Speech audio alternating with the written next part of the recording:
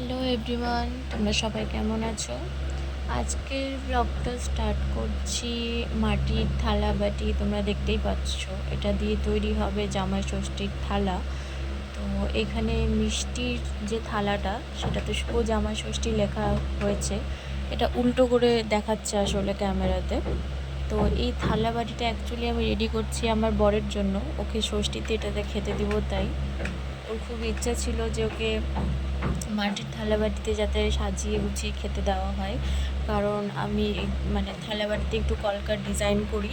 তো ও বলেছিল তোমার কলকার ডিজাইন করা থালাবাটিতে আমি খেতে চাই। তো তার জন্য আমি ওর ওর জন্যই আর কি থালাবাটিটা রেডি করছি, যাতে মা ষষ্ঠীতে ওকে এই থালাবাটিটাতেই খেতে দেয়। আর এইবারের জামাই ষষ্ঠীটা ভীষণ স্পেশাল মানে হয়েছিল। তার একটাই কারণ যে আমার ছোট বোনের মানে আমার ছোট পিসির মেয়ের বিয়ে হয়েছে। এটা তার ছিল প্রথম ষষ্ঠী। তো মা জামাই আদর করবে বলে তাদেরকে নেমন্তন্ন করেছিল এবং তারা এসেছিল আমাদের বাড়িতে। আর আমরা একসাথে এখানে ষষ্ঠী পালন করেছিলাম। মানে আমার মা দুই জামাই ছেলে মেয়ে সবাইকে নিয়ে ষষ্ঠী পালন করেছিল।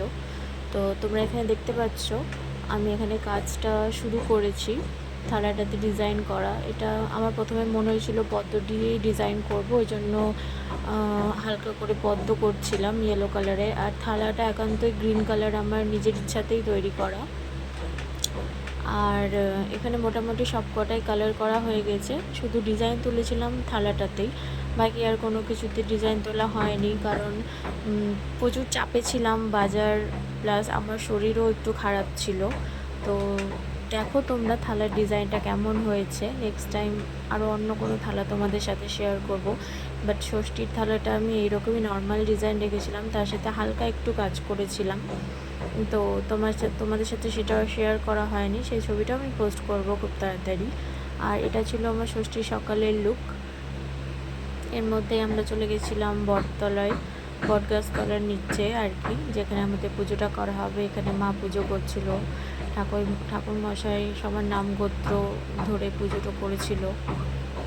আর তার সাথে সাথে আমার এখানে ছোটো পিসিও ছিল। সবাই একসাথেই আমরা খুব আনন্দ করেছি এই ষষ্ঠীটাতে। এখানে তারপরে আস্তে আস্তে মা পুজো কমপ্লিট করার পর সবাইকে সুতো পরিয়ে দেবে এবং তারপর আমরা বাড়ি যাব। বাড়ি গিয়ে আর সেরকম কোনো ক্লিপ নেওয়া হয়নি, কারণ আমরা রান্না বান্না করতে প্রচুর ব্যস্ত ছিলাম, যেহেতু অনেক রকম রান্না করা হয়েছিল। তো ব্যস্ততার কারণে ক্লিপগুলো আর নেওয়া হয়নি। তো বাড়ি পৌঁছে সমস্ত কিছু রান্নাবান্না করার পর জামাইদেরকে খেতে দেওয়া হয়েছিল। তার মধ্যে ছিল বিভিন্ন রকমের মিষ্টি, মাছের ঝাল, তারপরে পনিরের তরকারি, আম, লিচু,